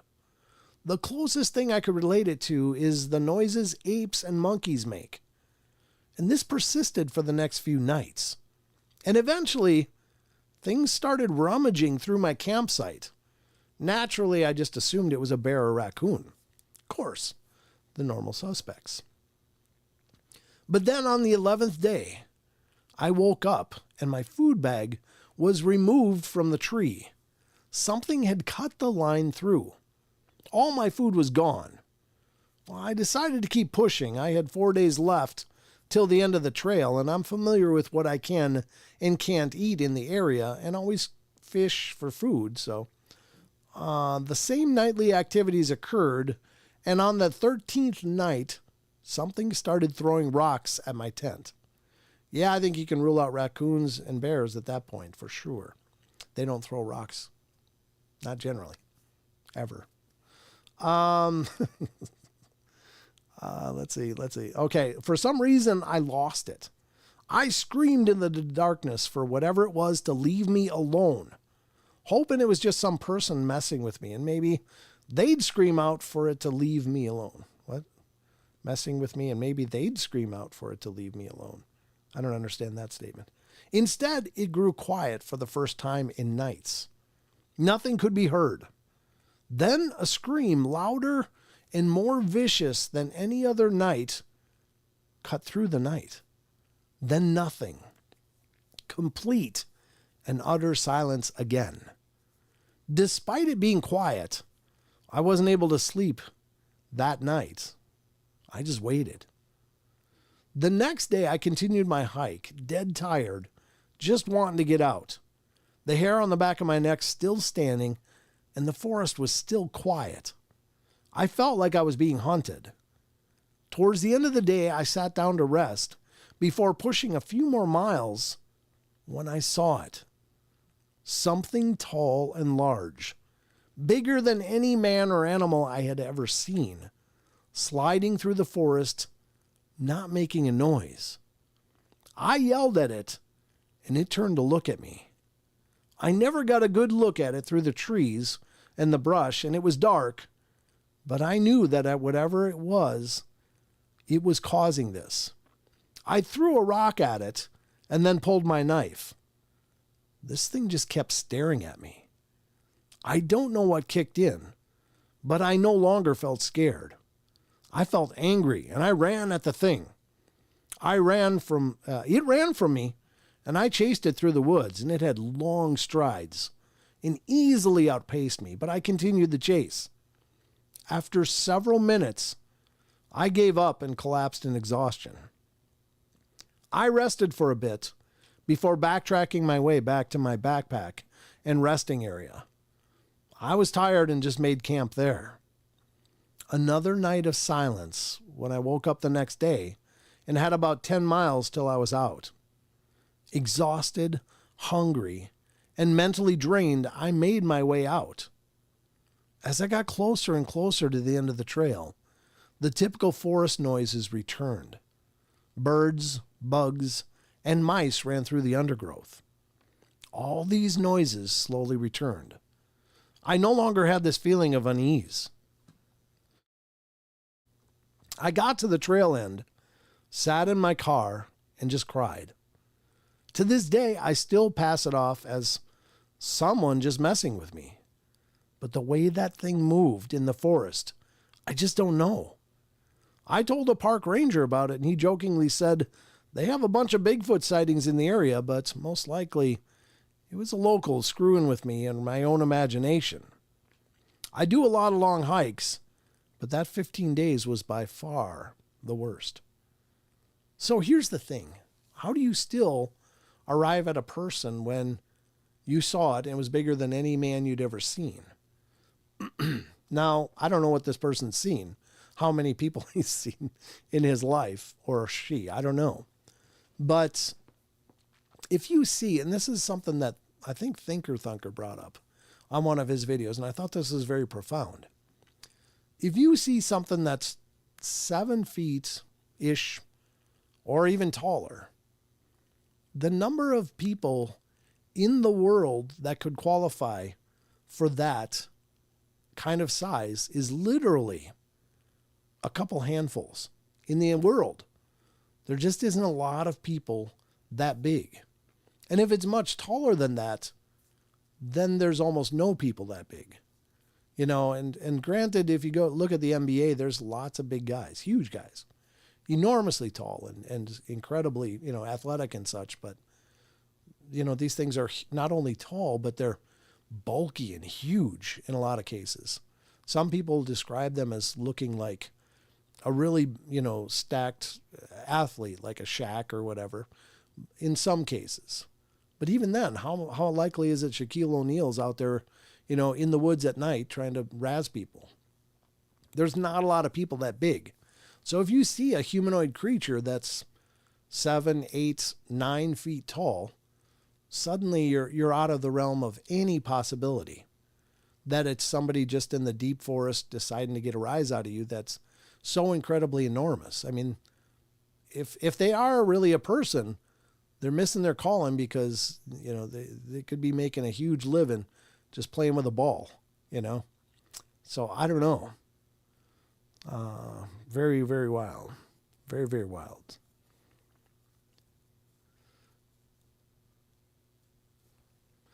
All right, you know, tiny bits of yourself. I don't know what Rachel's saying there. When your fingernail falls off, keep it safe from any fae. Oh, interesting. Yeah, well, I kind of just clip them wherever I am. I mean, I don't like litter my fingernails all over the place, but if I'm trimming my nails, it'd be like in the woods, then I'll just throw them in the woods. I might be being controlled by fae. You never know. That might explain a lot, actually.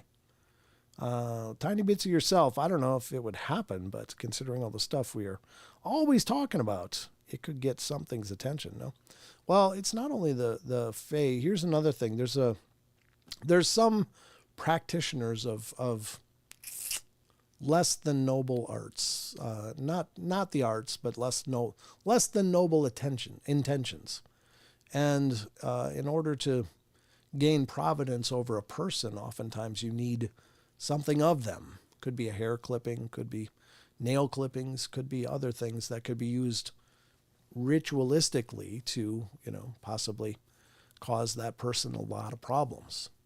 And there's benevolent practices utilizing pieces of, you know, of you that you can do, like poppets and stuff like that, which act as a protection from such things. And, you know, any nefarious, dark energies coming at you, that perhaps the idea is that you create a facsimile of yourself in a little doll-like fashion, almost like a voodoo doll, and then you hide it away.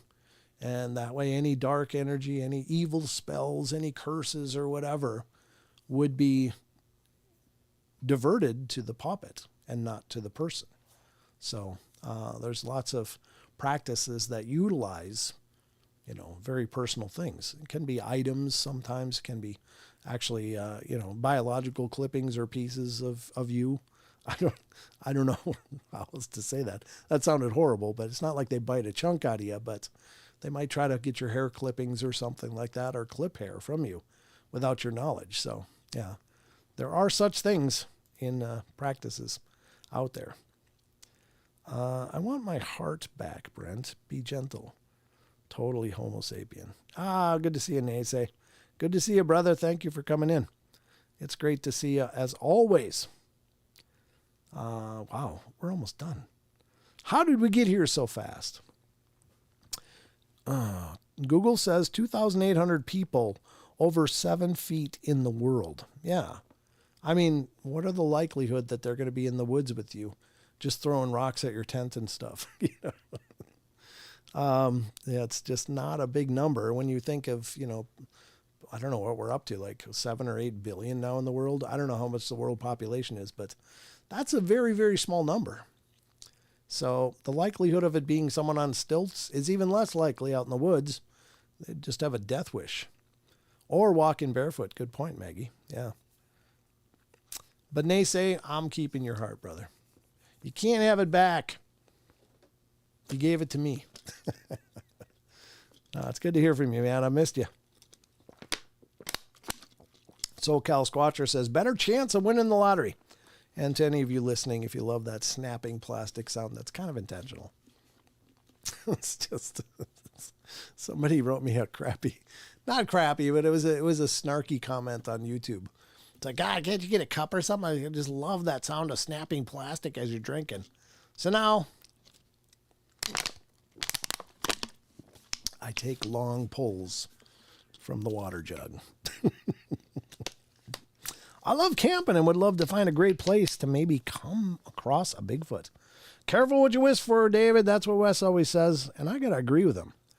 Because now here's the thing that I think it's important to remember. I mean, generally speaking, in a high percentage of Bigfoot's encounters, they're very I don't know, almost anecdotal encounters. Like you see them, they see you, and they just kind of just continue doing what they're doing. But when you're out in their woods, and I think most of those incidental encounters like that are more when they're just on their way somewhere and you just happen to see them. And I don't think they get too excited. They're just like, oh, people, whatever, I'm out of here. And they just disregard it. However, when we're out there hiking and camping and stuff, we don't really know. Here's the thing that I think about Bigfoot, and I have no basis for this other than just pure conjecture. But I think they probably have, and certainly some of my ideas based on things that I've heard from other people, so I don't claim ownership of this.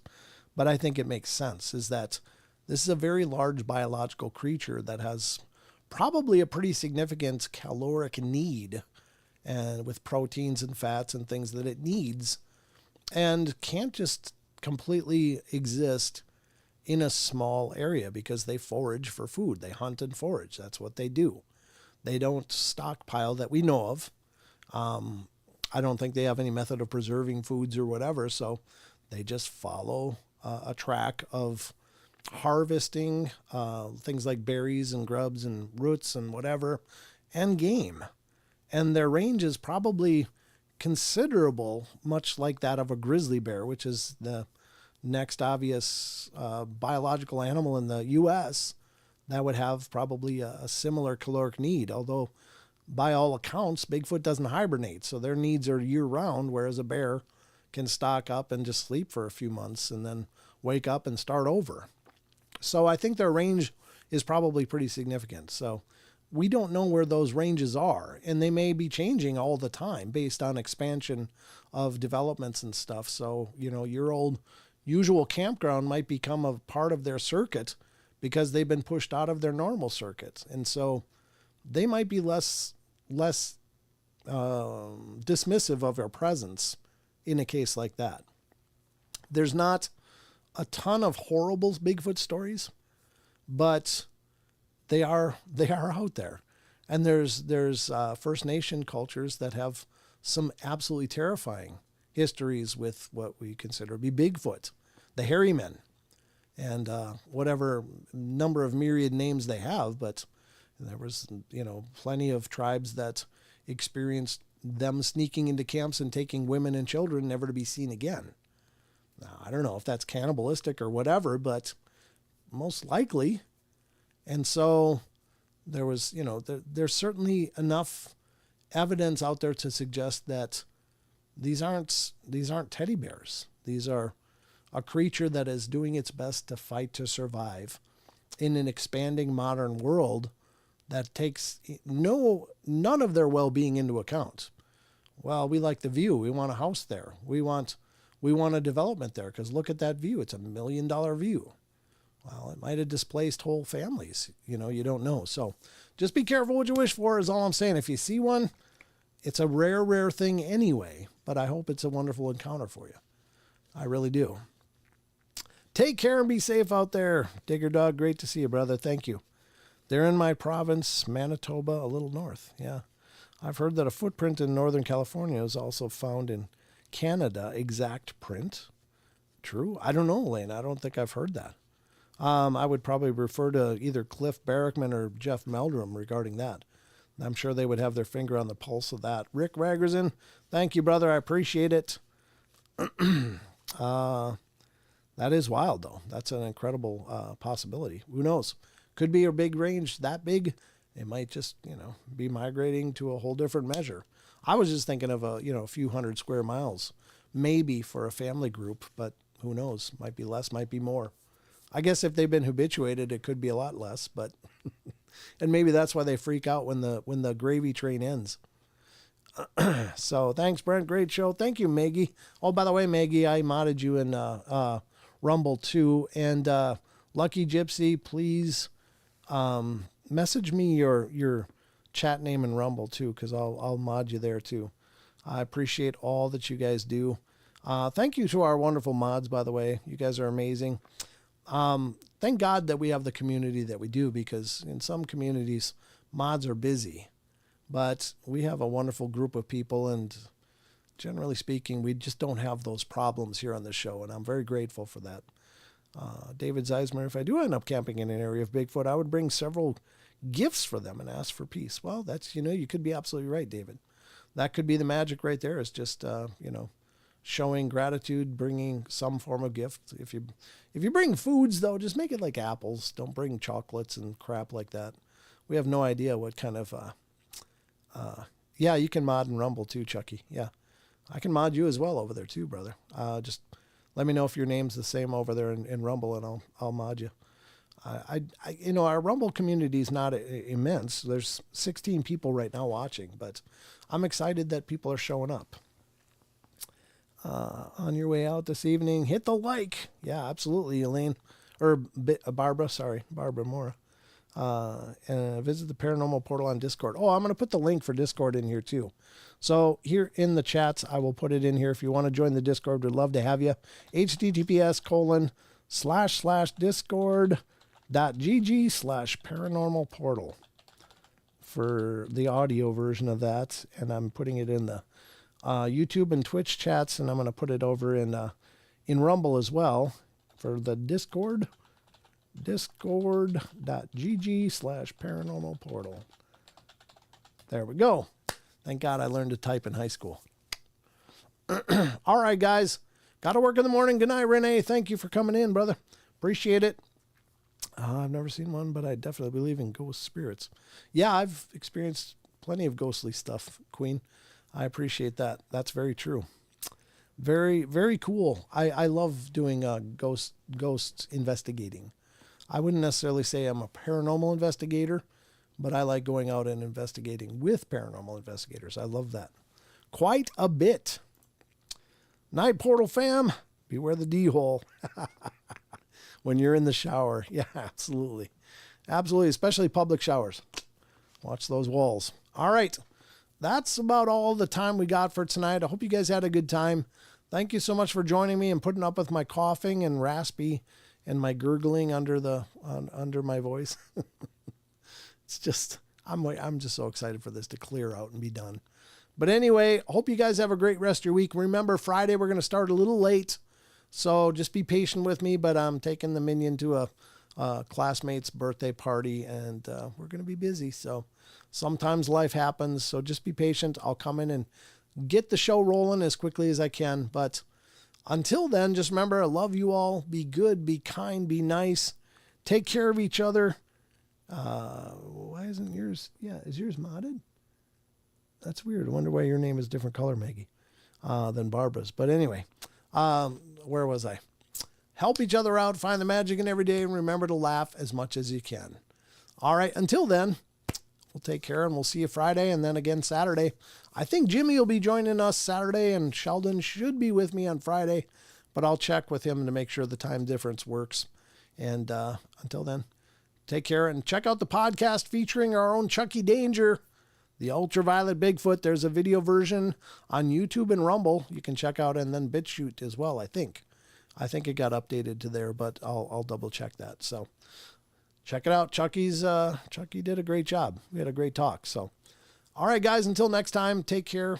And that's all I got. That's it. Show's over. Roll the credits.